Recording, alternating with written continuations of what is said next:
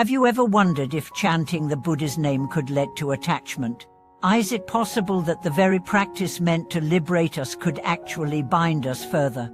These are questions that many spiritual seekers encounter as they delve deeper into the Buddhist path, particularly in the practice of chanting the Buddha's name. Welcome back to the channel. Today, we will explore a topic that has intrigued many practitioners: is chanting the Buddha's name a form of attachment? In this video, we will dive deep into the relationship between chanting and attachment, providing you with clarity on how to view this practice within the framework of Buddhist teachings. By the end of this video, you will have a clearer understanding of how to approach chanting in a way that aligns with your true spiritual goals. Chanting the Buddha's name is one of the most common and revered practices in Buddhism, especially in the Pure Land tradition. It is considered a powerful method for purifying the mind and achieving rebirth in the Pure Land of Amitabha Buddha. For many practitioners, it becomes an essential part of their daily practice. However, as with all practices, there is a potential for misunderstanding and confusion. One of the most common concerns is whether chanting could become an attachment, especially when practitioners focus too much on the ritual itself or the outcomes they expect from it.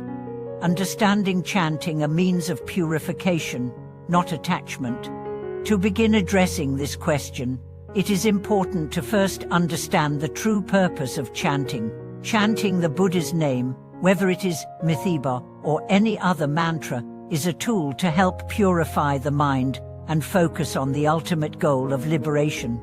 In Buddhism, attachment is not merely about holding onto things or people. It is about the mental clinging to outcomes, identities, and the belief that specific results will bring ultimate peace. Chanting is meant to help us transcend the attachment to worldly desires and delusions, not create new attachments. In the Pure Land school, the purpose of chanting the Buddha's name is to align the mind with the qualities of the Buddha: wisdom, compassion, and purity.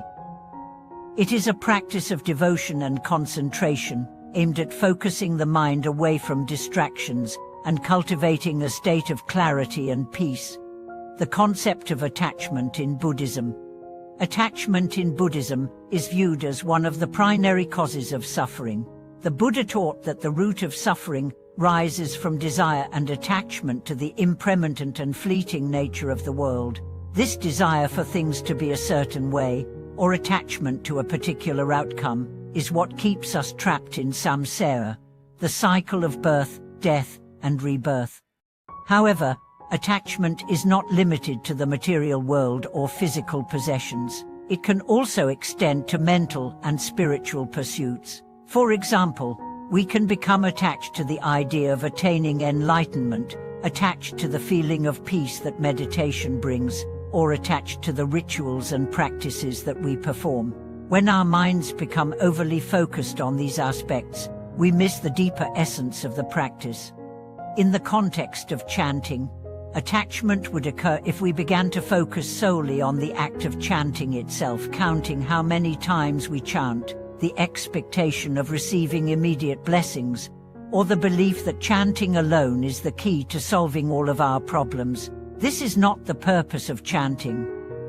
The goal is to cultivate a deeper connection with the Buddha's wisdom and compassion, and in doing so, to let go of our attachments to the self and the ego. Chanting as a method to let go of attachment. The key to understanding chanting and attachment is to view chanting as a method for letting go of attachment. In many Buddhist teachings, the concept of non-attachment is emphasized, not as the rejection of all desires, but as the release of clinging to those desires.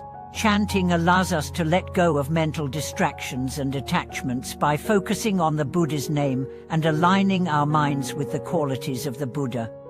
When we chant, we are not trying to attain something specific or control the outcome.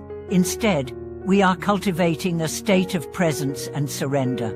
In this sense, chanting becomes a method of surrendering our desires and attachments, allowing the power of the Buddha's name to transform us.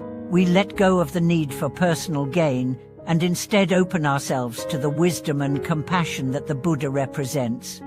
The role of intention in chanting. The intention behind chanting plays a critical role in whether it leads to attachment or liberation.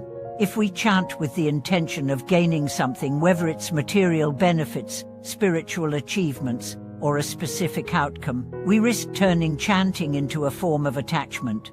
In Buddhism, it is said that actions are determined by the intention behind them, and so the mind plays a key role in the effectiveness of our practice. If we approach chanting with the intention of purifying the mind, cultivating compassion, and connecting with the Buddha's wisdom, the practice becomes a tool for letting go of attachment. It becomes a means of liberation, rather than a source of bondage. By focusing on the intention of aligning ourselves with the Buddha's wisdom and compassion, we release any attachment to the outcome, allowing the practice to unfold naturally. For example, when chanting the Buddha's name, we should not focus on the number of recitations or expect any specific outcome from the practice. Instead, we should focus on each recitation as an opportunity to deepen our connection with the Buddha's qualities. As we do this, the attachment to the results fades away, and we are left with the peace and clarity that comes from being fully present in the moment. How to avoid attachment in chanting. Practical tips. To avoid turning chanting into an attachment, here are some practical tips that can help guide your practice. Let go of expectations. Chanting should not be about achieving a specific result. Instead, it should be about deepening your connection with the Buddha's wisdom and compassion. Let go of the need for a tangible outcome and simply focus on the process. Practice with humility. Recognize that chanting is not about you, but about aligning with the qualities of the Buddha. Let go of the ego and any attachment to the idea that your practice will bring you fame, recognition, or material gain. Focus on the present moment. Each time you chant, focus on the present moment. Let go of distractions and simply be present with the sound of the Buddha's name. This helps you stay connected to the essence of the practice, rather than getting lost in external outcomes. Balance your practice with compassion. Chanting is not only about reciting words, it is about cultivating the qualities of the Buddha, particularly compassion. As you chant, reflect on how you can apply the wisdom and compassion of the Buddha to your daily life, helping others and reducing your attachment to self-centered desires.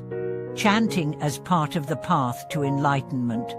Chanting, like any other Buddhist practice, is part of the greater path to enlightenment. It is not the goal in itself, but a means to an end. The ultimate goal of Buddhism is to awaken to the true nature of reality, which involves seeing through the illusions of self and attachment. Chanting the Buddha's name helps us break through these illusions by focusing the mind on the Buddha's wisdom and compassion, which guide us toward enlightenment. As we chant, we are reminded of the impermanence of all things, including our own desires and attachments. We learn to let go of the need to control outcomes and instead embrace the flow of life as it is. By continuously practicing in this way, we move closer to realizing the nature of reality and achieving liberation. In conclusion, chanting the Buddha's name is not a form of attachment. When practiced with the right intention and mindset, it becomes a powerful tool for letting go of attachments and cultivating inner peace. The key is to approach chanting not as a means to gain something, but as a method to purify the mind and align ourselves with the Buddha's wisdom and compassion. Thank you so much for watching today's video. I hope you now have a clearer understanding of how chanting relates to attachment and how you can integrate it into your practice with the right intention. If you have any thoughts or experiences to share, please leave a comment below. Don't forget to subscribe for more insights on Buddhist practices and philosophy. May your journey towards enlightenment be filled with peace, clarity, and compassion.